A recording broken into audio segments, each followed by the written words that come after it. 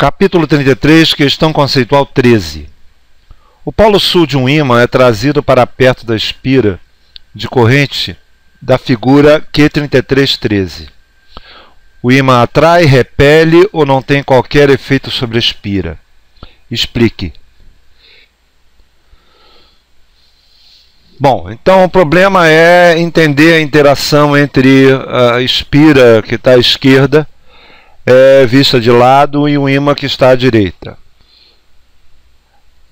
Se a gente der uma olhada, o que ele está mostrando é uma espira cuja área está perpendicular à área do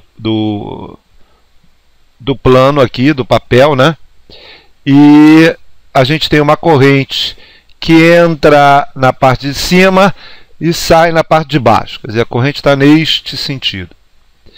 Isso faz com que o campo magnético gerado por essa espira, na região central dela, tenha esta direção e tenha este sentido. E as linhas de campo gerado por essa espira são desta forma.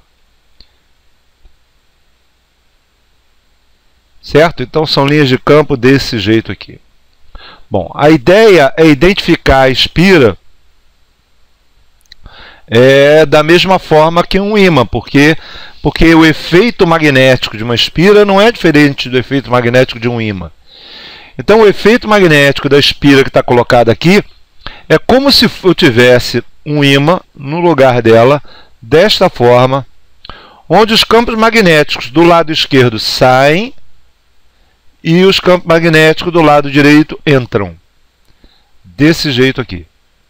Certo? Da mesma forma que é caracterizado pelo ímã. Então, se eu substituir a espira por este ímã que está aqui embaixo, eu vou ter exatamente o mesmo efeito.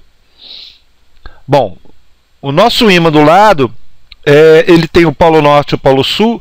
Esses polos são caracterizados porque o campo magnético sai do polo norte desta forma e entra no polo sul desta forma.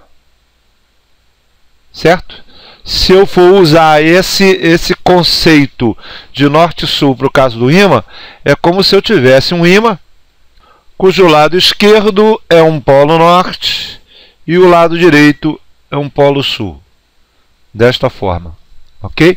Então nós temos campos magnéticos, temos um ímã que está como se fosse um ímã que está posicionado sul para sul com outro ímã.